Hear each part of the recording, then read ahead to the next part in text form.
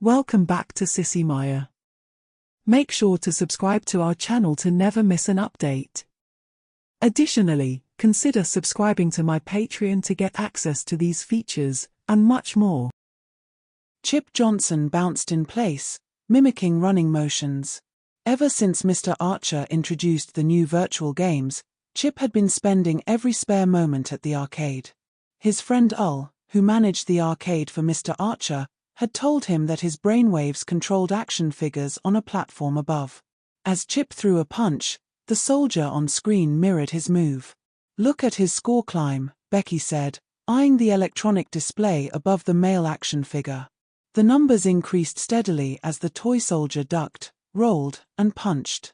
"He might break the high score today." Ul glanced down from the first floor, observing Chip, who was in a cage with just enough space to move around. Chip knelt, hands seemingly strangling an invisible enemy. Becky grimaced. Her brother was the only kid who could beat her at the Action Commandos video game. He had already surpassed her score on Mr. Archer's new virtual reality version.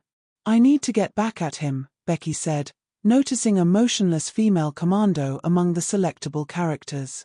Both Chip and Becky always chose the same figure, despite the various options available. Some figures were in camouflage, others in historical fighting attire. They believed in perfecting one character rather than spreading their skills across many. "Ul, can I speak with you for a moment?" Becky asked, trying to be heard over the cheers from other players. Each time an enemy soldier was defeated, the crowd erupted. Becky pulled Ul away from the commotion. "I think I could beat Chip if I had more time. Could you let me in after hours?" "I'm not sure," Ul replied. "Please," Becky urged. "If I just had a bit more time, I could beat him. You let Chip play so much that others barely get a chance." "I know," Ul said. "That's why I'm getting a second game delivered tonight. If you want to challenge him, come by after I close." Becky smiled, twisting her long hair. "I can't wait to play tonight," she said eagerly. She walked to the change machine, inserting a $5 bill to ensure she had enough quarters for the match. Deciding to pass the time, she played one of Ul's older games. She inserted a quarter and watched a two-dimensional tank navigate a rocky terrain, firing missiles at even flatter targets. With the virtual reality game's popularity, Mr. Archer hadn't updated the other games in over a decade. Suddenly, Becky's screen flashed game over as an enemy missile took her final life. Playing the old games was hardly enjoyable when the latest virtual reality game was right next to her. Becky turned to see Mike, Chip's best friend, taking Chip's place in the virtual reality unit. "Nice job," Chip cheered, knowing full well Mike wasn't in his league. The crowd clapped to boost Mike's spirits.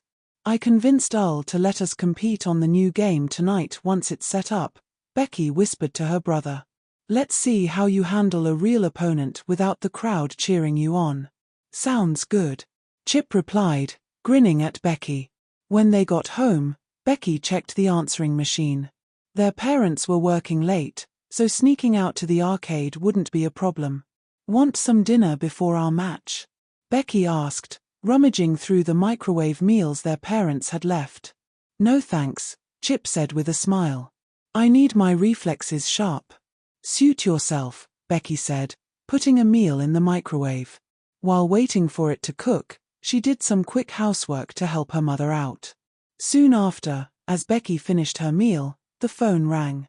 "The equipment is ready," Ul said, and the kids exchanged smiles. "I have to leave, but the back door will be unlocked for you."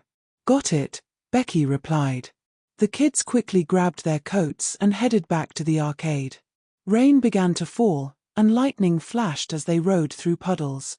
The storm had left the neighborhood empty, allowing them to slip inside unnoticed. True to his word, Ul had left the door unlocked, but they were careful not to get him in trouble for giving them this opportunity. Game 1 ***. "Ready, Chip?" Becky asked as she donned the virtual reality helmet. "Ready. Start ***. Just then, a lightning bolt struck a dish on the roof, sending a surge into the building. Ah! Chip and Becky screamed together as everything went black momentarily. When the lights returned, they looked up at their own bodies, way up. "We're free," Becky heard her own voice say with an eerie tone. "Soon our friends will be too." "It can't be," Becky thought, unable to speak. She saw the female game doll looking back at her, and she looked down at her own plastic, muscular male body dressed in camouflage. She raised her weapon and fired at her own body. "Destroy our former selves," the former Chip shouted, returning fire. The former Becky ducked behind a video game, while the former Chip rolled to the side. The real Becky and Chip had no trouble avoiding being hit at their new size. "We can't destroy our own bodies," Becky exclaimed, reading her brother's thoughts. "It's our only way back." "I play to win," Chip grinned. "Winning is everything."